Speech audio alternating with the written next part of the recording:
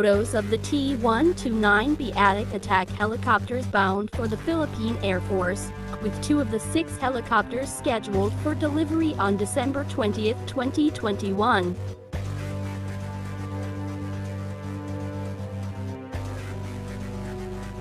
But there's possibility for this to change depending on other factors, including transport delays.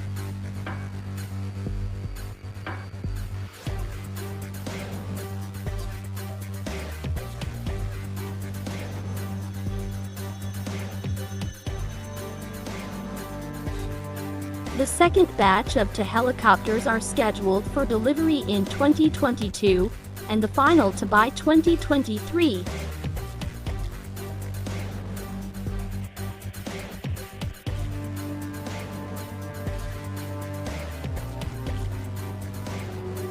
Courtesy, thanks to Max Defense Philippines.